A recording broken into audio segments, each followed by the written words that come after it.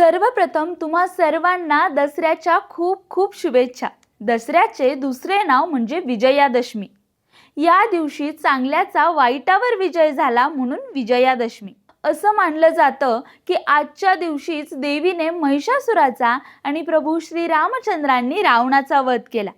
महिषासूर आणि रावण हे फक्त बाह्य शत्रू नसून ते अहंकार आणि वाईट प्रवृत्तीचे प्रतीक मानले जातात। तर या प्रवृत्तीचा नाश झाल्यामुळे दसऱ्याला एक नवीन सुरुवात देखील म्हणतात। पण या सगळ्यात दसऱ्याला शस्त्रपूजा का करतात असा प्रश्न पडतो। तर रावणासोबत युद्ध करण्या अगोदर प्रभू श्री रामचंद्रांनी आपली शस्त्र पूजली होती।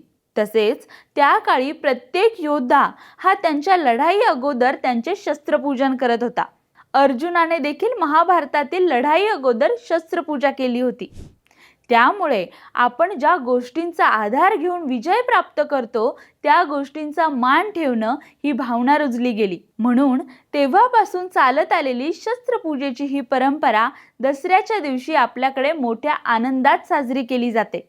आता शस्त्र म्हणजे केवळ तलवार, धनुष्यबाण, बंदूक एवढंच नाही, तर कामासाठी वापरली जाणारी सर्व आयुधं, साधनं, उपकरणं याचा त्यात समावेश होतो। म्हणून आज आपण आपल्या कामासाठी वापरत असलेले उपकरणं, साधनं हे देखील आपले शस्त्रच आहेत असं समजून त्यांची पूजा करतो। तर यासोबतच घरातील वस्तूंची देखील दसऱ्याला पूजा केली जाते। अगदी गॅस पासून ते गाडीपर्यंत सगळं चकाचक करून पूजलं जातं आणि त्यानंतर त्यांचा वापर टाळून त्यांना आराम सुद्धा दिला जातो। तर आपल्या या संस्कृतीमध्ये खोलवर रुजलेल्या या प्रथा, परंपरा आपल्याला निर्जीव वस्तूंचा सुद्धा आदर करायला आणि त्यांचे आभार मानायला शिकवतात।